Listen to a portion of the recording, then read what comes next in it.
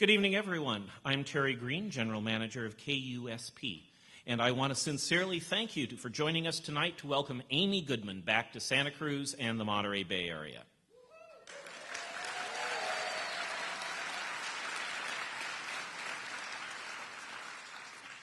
In a moment, I'll introduce my friend and Amy's co-author, Denis Moynihan. But before I do that, I want to convey some additional words of thanks to those who made it possible to bring our guests here tonight. First, a big thank you to the Visual, Applied, and Performing Arts Division of Cabrillo College.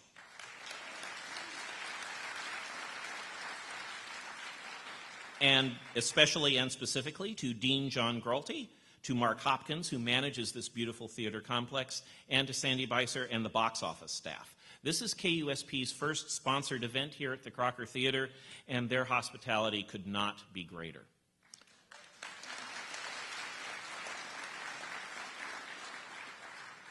I also want to thank Bookshop Santa Cruz for coming out on a very, very busy weekend for them to ensure you'll have a chance to take home Amy and Denis's new book, The Silenced Majority, Stories of Uprisings, Occupations, Resistance, and Hope. Everyone in this theater knows how great a challenge it is to survive and thrive as an independent bookseller in these times. And despite the intense economic pressure they experience, Bookshop Santa Cruz carries on, and uniquely among the Monterey Bay Area's booksellers, they have continued to provide support for KUSP's programming. We are honored and deeply grateful that the Coonerty family values KUSP in this way, and they are such willing and eager partners for us at events such as this.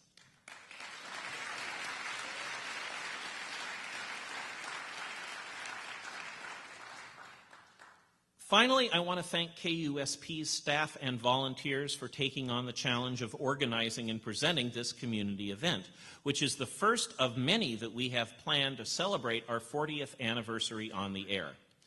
KUSP has always put community participation in the forefront of everything we do, and we hope you'll enjoy your time here tonight, and we'll come back for some of the events we have for you the rest of this year and into 2013. Next on our calendar is a forum on how we move to a sustainable future in energy and transportation, which we'll present at the Monterey Institute for International Studies on Sunday, December the 9th. Stay tuned to KUSP and KUSP.org for program and ticket information. In closing, I'll point out that we are video recording tonight's talk for everyone to enjoy online at KUSP.org. So please silence your mobile phones and other devices, and please note the location of the exits closest to you just in case.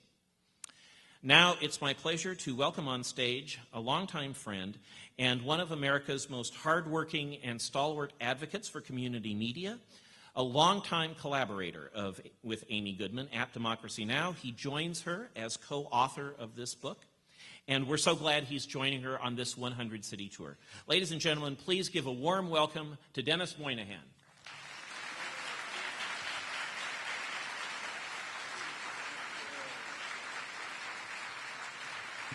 Thank you. No, please. Thank you so much. Hey, I want to welcome all of you to this beautiful new building.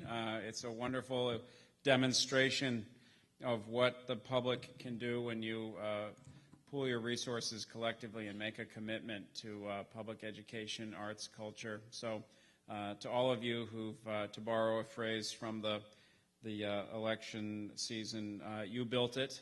And so I want to thank Cabrillo College for having us here. As Terry said, I'm Denis Moynihan. I work with Amy Goodman, and in particular, most recently on this wonderful project that, for me, wonderful because I get to work with her every week, The Silenced Majority, Stories of Uprisings, Occupations, Resistance, and Hope. It's a collection of columns that we work on together every week, which if I'm not mistaken, is actually carried in Santa Cruz. Is that right? Does any of you see that? So for those of you who have been kind of very assiduously clipping the columns and stapling them together, we've done it for you. They're all almost to a one. They're included in this, put out by Haymarket Books, which is, of course, it's a nice, one of our best small presses in the U.S., nonprofit, printed in a union print shop, and really, I think, so it debuted at number 12 on the New York Times list. If you have access to that, tomorrow is when it appears in the book review in that list. And so we're very happy because that, much like the stories we try to do on Democracy Now! And the work that KUSP does, it creates a ripple effect so that, for anyone who feels alone or that we're talking to the so-called choir, it really, the work of all of us together and getting the word out is it's kind of reflected in so many different ways. But the impact of a book, like when a movie comes out, you hear these numbers after, the box office numbers that come out after the weekend, and this is just another way that this type of the things that we try to write about in this book, ideas that don't typically get stories, ideas, reports that don't get wide distribution in our current media climate, will be brought to the attention of people who might not otherwise see it. Because so thanks to you, whether or not you take our book home today, but it is, we hope it's going to have a little bit longer life as a book because of the splash that it's made this week. So we're on this 100-city tour. This is a third stop today, and Amy is raring to get out to the podium. She is full of energy, I can assure you. Do not judge her on how haggard I might look right now, but and special really thanks to Terry Green and everyone at KUSP who've been such a long time broadcaster of Democracy Now! And congratulations to KUSP, its founders, and its everyone who's been there for 40 years of broadcasting. It's really a milestone to celebrate. I'm always intrigued. We have these flyers that tell where you can tune in, and it's like 5 or 6 different places where KUSP you can tune in, but it's always fun to see Big Sur on there because it reminds me of the days when I traveled more, and also to our friends at Community TV of Santa Cruz, fighting, doing public service and public access TV if you have access to that channel on cable, and also fighting against what are really inexorably powerful, well-funded forces that are trying to undermine the public interest commitments and obligations of the cable companies to do away with public educational and government access television. So it's something that we monitor. I see, we've listed also CMAP Channel 20 and Gilroy, the satellite channels, Free Speech TV and Link TV. All of these exist because at some point activists worked hard to forge a space for the public interest, and KUSP is part of that. So I want to make sure that you know that KUSP is there and is in need of your ongoing support, and that whatever you can do to support it is important. The trip started for us actually. The book is fresh out, and we had intended to kind of launch it around the Republican convention. Part of having such a good publisher and a good printer is that you can make last-minute changes, and we made some very, we unfortunately felt compelled to make changes when it was at the printer because of the flurry of these kind of very huge massacres. I live in Denver, so the Aurora massacre, the Sikh temple massacre in Wisconsin. Coincident with those, there was an arms trade treaty, a global arms trade treaty being negotiated at the UN that many observers that we write about would suggest the Obama administration torpedoed the arms trade treaty at the same time that we were kind of reeling from the gun violence in this country. And Amy and I had just, and others had been in the Basque country of Spain commemorating the 75th anniversary of the bombing of the town of Guernica. which has interesting history in that the town was destroyed, many people were killed, an unknown number of people were killed there, but a factory that made handguns was untouched, and it was really, having been there and seen the proximity of this gun plant to the destruction, it's no lie that that was an act of very strategic bombing, preserved the weapons industry and destroyed the inhabitants. So given that we had that unfortunate reason to delay the publication of the book, it came out after our visit to the Republican National Convention. And Amy will talk more shortly about that. But just about kind of why we're taking this trip, it seems people say, oh, the schedule looks so exhausting. It's obviously rewarding and invigorating to meet all of you, and we'll be hanging out in the lobby after, signing books if you have one, answering questions and conversing. So please hang around and participate. You'll have a chance to make a contribution to KUSP back there as well if you'd like. But the reason we do it is to get beyond, to do Democracy Now!'s core mission of news reporting from the grassroots, to see what people are doing in the communities, how their lives are genuinely affected by what's going on in their communities, but how they're organizing and what's important to them beyond this constant chatter in the media about the latest poll numbers in the election, the latest round of negative ads that now become news items in themselves, and the latest perceived gaffe by a candidate or his or her proxies. It's become difficult to watch. I live, as I said, in Colorado, which is a swing state, and so that's been, people there are particularly subjected to an endless barrage of these negative ads. We've been following a trajectory of swing states. So starting in Florida, the Democratic Convention in North Carolina, we went back to New York, and then we started west across Pennsylvania, Ohio, Michigan. We drove through Chicago and did an event there an hour after the Chicago Teachers Union strike was settled. And so the energy in the room was just so tangible. And we had Karen Lewis, the president of the Teachers Union, on Democracy Now! The next day. Back in Florida, there was an encampment, a protest encampment in Tampa at the Republican Convention that was called Romneyville, dubbed after the Hoovervilles of the Great Depression. And at Romneyville, we met 4 people who had traveled from Freeport, Illinois, whose jobs were being very immediately threatened with offshoring to China. And so they were trying to alert the public and the power brokers gathered in Tampa that their jobs were being shipped to China. They were hoping people could, those in power with influence, could help them save their jobs. So after the Chicago event, we noticed, we had remarkably and unusually a night off. And so we said, well, why don't we go out to Freeport and see what's going on out there? We had heard that the workers had returned from Romneyville and set up a protest encampment across from the plant where they work.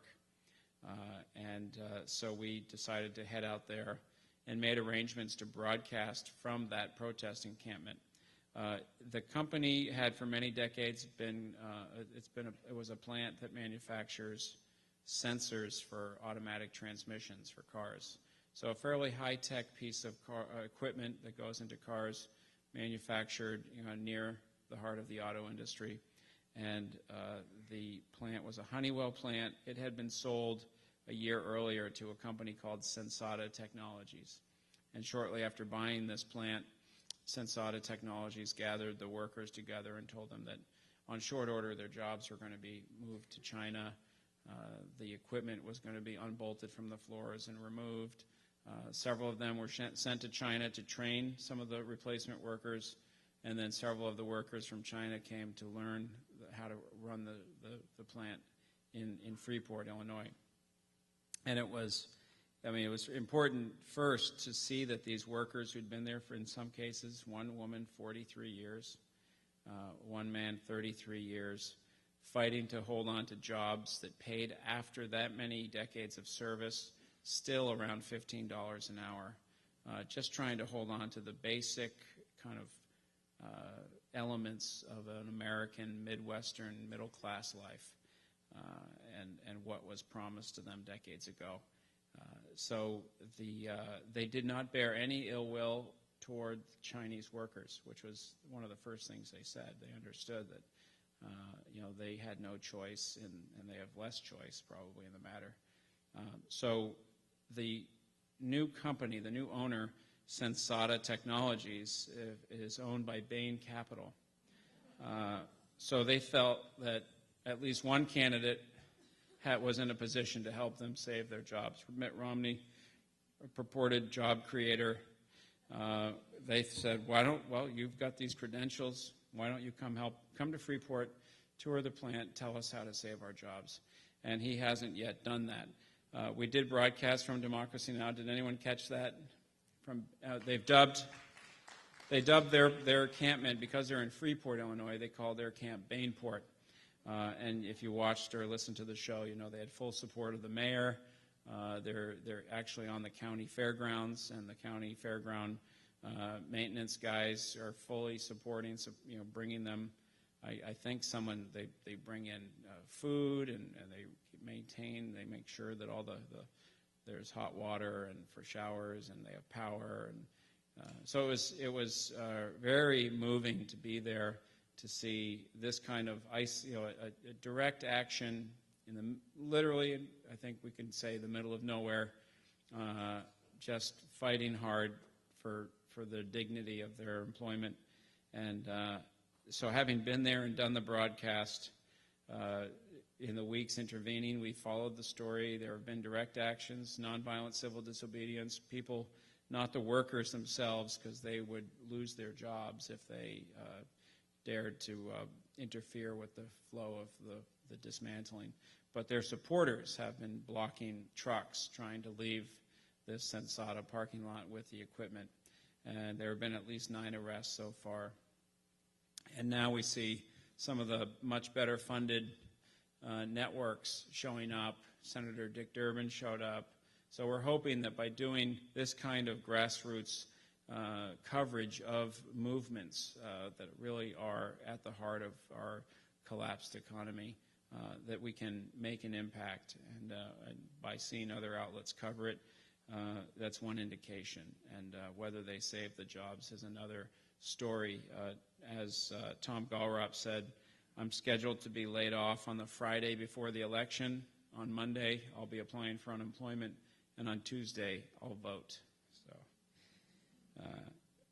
it's not the end of the story. And this tour leads us, we've gone from, after Chicago and Bainport, we went into Wisconsin, and then had a swing through Virginia, back to Colorado, through the Southwest, through New Mexico, Arizona.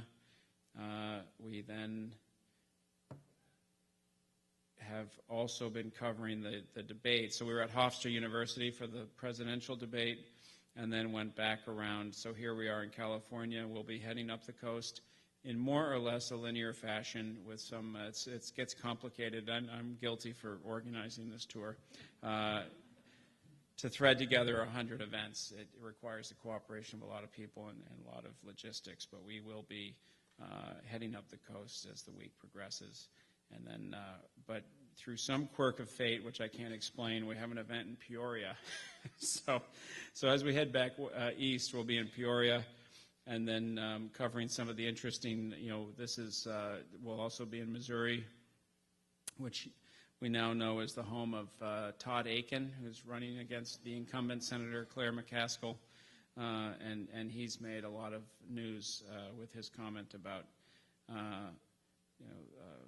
the likelihood of pregnancy resulting from rape, or the lack of the unlikelihood of that. And enough about Akin. Amy has much more to say because she was immersed in the coverage of with the conventions, with being on the floor of the Republican convention. So she'll share much more about that, and I'm going to bring her out after sharing just one example of what this is. Those of you who read the column in the local paper know what it's like, but here's one that is just a sample.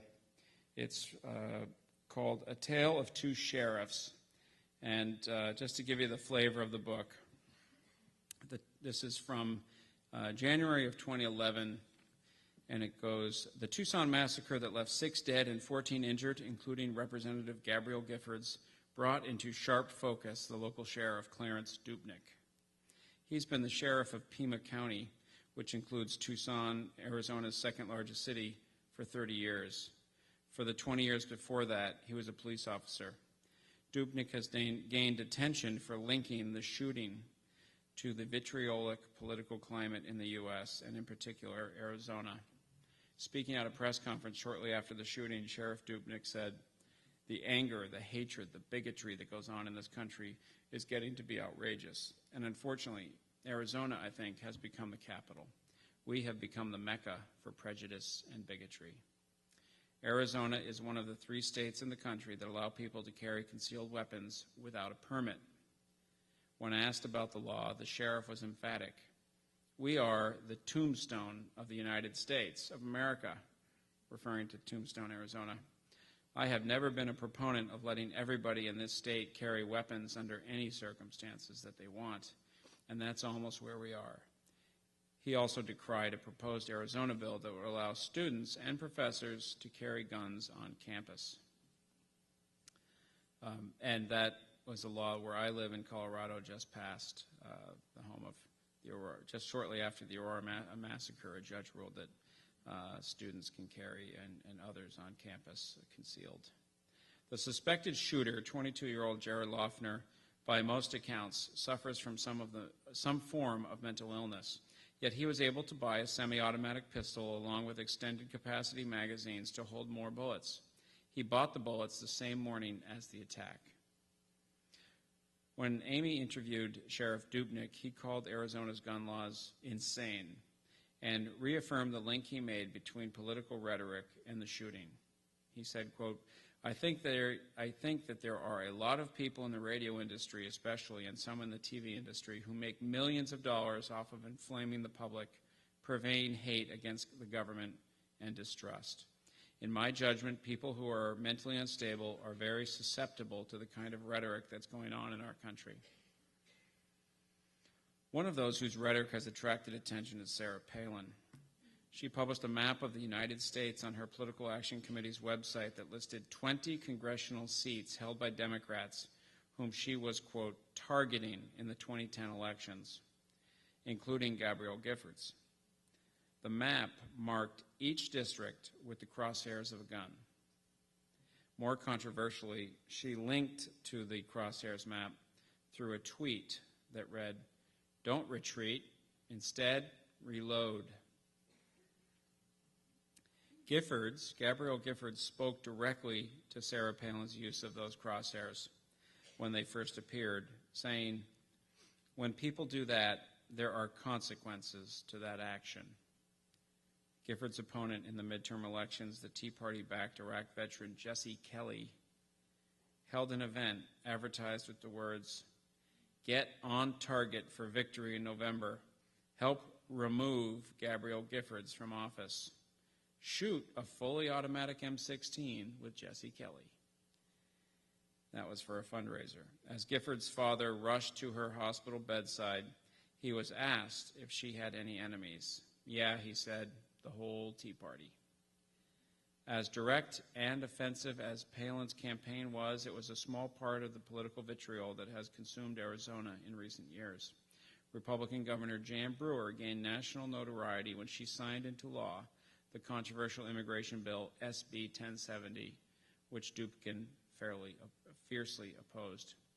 He said, every Hispanic in this country, especially in Arizona, must have awakened the next day to feel like they've been kicked in the teeth, like they are now second-class citizens. They have a target on their back because when they leave the house, they're going to have to take papers with them and prepare to be stopped and questioned. Contrast Dupnick with the sheriff of nearby Maricopa County, Joe Arpaio. He is notorious for the harsh conditions in which he jails people using canvas tents in the searing summer heat he has pledged to expand his tent city to accommodate the expected influx of detained immigrants. He is the subject of a U.S. Justice Department federal civil rights lawsuit focusing on his treatment of prisoners and immigrants and on abuse of power. The Arizona Republic reports that Jared Loughner, charged in federal court for the murders and attacks, normally would have been remanded to the Maricopa County Jail, but the paper reported, given the high profile of the case and Maricopa County Sheriff Joe Arpaio's penchant for publicity, they moved Loughner instead to a federal facility. As the country unites against the terror in Tucson, let's take the targets off the backs of all innocent civilians and hope the humanity of Sheriff Dubnik prevails over the cruel vitriol of Arpaio and his ilk. And that's an example of what I get to write with Amy every week, and for me, it's a privilege to work with such a talented journalist and to have a colleague and friend like Amy Goodman. I'll bring her out with one final word from another friend of hers, and this is from Michael Moore. He mentions in this, I'll read it, but it just was, he reminds us how difficult it is to do a daily production, and because he used to do a weekly TV show. And I was just reminded as we drove up here, for those of you who were at the KUSP benefit reception, we were late. We were racing to get here from a previous event, and there was a warning sign for animals crossing the road. It was a mother, a bear, and a cub. So are we in bear country? A little bit? Anyway, I live in Colorado, so we were doing the show live at 6 a.m. in Durango, and I had to get to the building we were using, which is much like this facility, a student union, and at 3 a.m., and our host there said, we can't go in the building yet. And I was envisioning horrible delays, and I didn't know what to expect. It was 3. And she said, at least until that bear gets off the loading dock. So we were, cajoling the bear, and then 2 of her 2 cubs popped out of the dumpster. And I thought, well, this is exactly the type of bear not to mess with, mother protecting her babies. And it's, interesting and cute, but at the same time, the bears woke up early in Colorado because we had such a light snowpack, and there's not enough food for them this year because of the drought conditions. So they're now risking their lives crossing our roads, picking through our dumpsters for their sustenance, and it was kind of a little tragic if we're going to be seen as those who study climate predict. We'll be seeing much more of that in coming years. So to bring Amy out, let's move just briefly to the words of her longtime friend Michael Moore. And again, thank you so much for coming out and supporting KUSP. Michael writes, I first met Amy Goodman in the first month of the first Palestinian Intifada. It's where I usually go to meet people. You throw an Intifada, I'm there. And so is Amy. In fact, if you're in the middle of any sort of rebellion, revolution, uprising, or you're just getting the familiar everyday ass-whooping by forces that seem much greater than yours, that's where you'll find the fearless Amy Goodman. It's safe to say she lives by the promise Tom Joad made to his mother at the end of Steinbeck's Grapes of Wrath. I'll be everywhere. Wherever there's a fight so hungry people can eat, I'll be there. Wherever there's a cop beating up a guy, I'll be there. If there's one thing you can trust, it's that Amy Goodman will always be there. In the weeks we spent together in the West Bank and Gaza, the weeks we spent together there were, to say the least, quite harrowing. And yet they had a profound impact on both of us. It was just after Christmas 1987, and the Palestinian people had decided to rise up and resist their Israeli minders with protests, civil disobedience, and stones. Stones. Remember the days of stones? Such an innocent time it was back then. Ralph Nader had asked a group of us, mostly writers and journalists, to go over to the occupied territories and bring back to the American public the truth about what was really going on. Little did we know we'd be witnessing the first weeks of what sadly is now a 25-year-long resistance. Here's the dominant image in my head of Amy Goodman during that month in Palestine. when the Israeli soldiers started firing their rubber bullets at us and a group of unarmed Palestinians, we would all run the other way, i.e., away from the bullets. And Amy Goodman would be running the opposite direction, straight into the melee. She appeared as if she were invincible, and while I do not want to imply she's some sort of superhero with supernatural powers, I will say I'm glad she's on our side and leave it at that. 2 years later, in 1990, Amy Goodman and fellow journalist Alan Nairn traveled to East Timor to cover their independence movement, and it was there that she personally witnessed the murder and massacre of 270 Timorese civilians by the Indonesian army. And for bearing witness to this horrific event, she and Alan were beaten by the army officials. I cannot imagine what it would be like to be present while 270 people are being killed. But there was Amy again, on the front lines, searching out the truth, and at great personal risk. Amy is a serious journalist who has won many of the nation's top journalism honors, including the George Polk Award, the Alfred I. DuPont Columbia University Award, and the Robert F. Kennedy Journalism Award, among others. Amy's daily television and radio show, Democracy Now!, is currently in its 16th year. How on earth she and her remarkable team pull this together day after day is beyond me. Michael Moore writes, "When I did a weekly TV show, I wanted to throw myself into the East River at the end of every week." And I worked on one of those episodes with him, and I could see, I knew what he was talking about. I have been on her show, Michael continues, many times, and I have seen backstage the incredible professional operation they have over there in downtown Manhattan. I don't know if they give tours like they do at NBC, but I would put the Democracy Now! Headquarters on any intelligent tourist's must-see list. So we do give tours. If you're in New York, get in touch. This book contains many of Amy's commentaries and columns over the past years. It is fascinating reading, a true chronicle of our times, and a real head shaker as you read it and wonder, how is it we're still here? Back in early 1988, as we traveled the back roads of the West Bank,